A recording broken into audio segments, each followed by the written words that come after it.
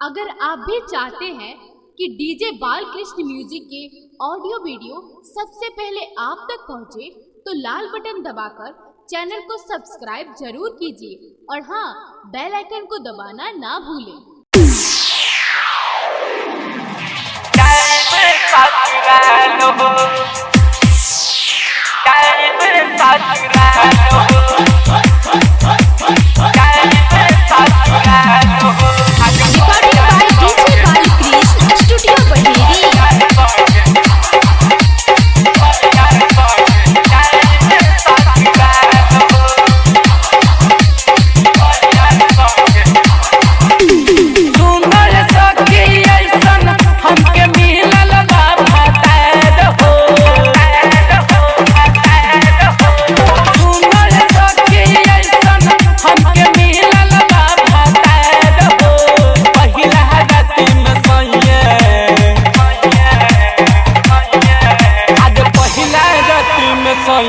संगे जाइब ससुराल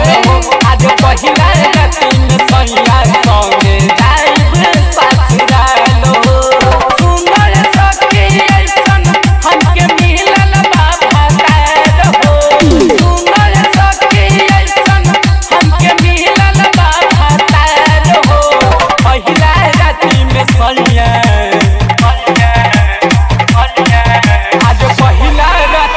सैया संग जाइब ससुराल आज पहिला राति में सैया संग जाइब ससुराल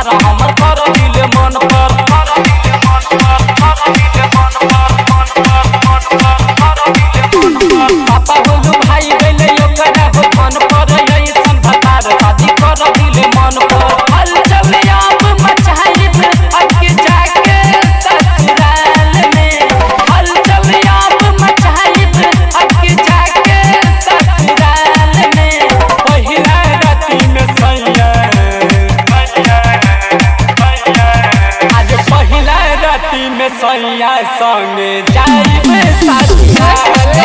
आज पहिला राति में सैया संग जाइब ससुराल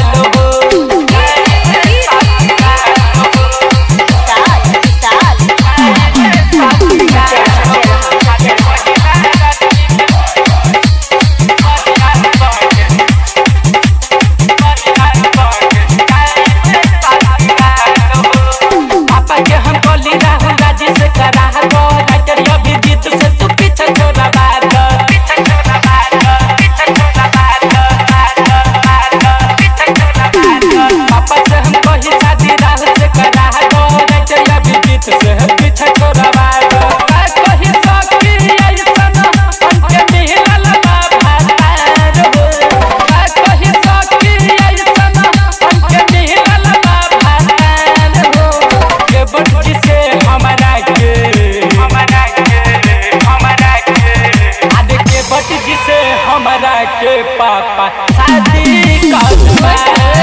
आज के बच्चे से हमरा के पापा शादी करवा 85 210 16 620।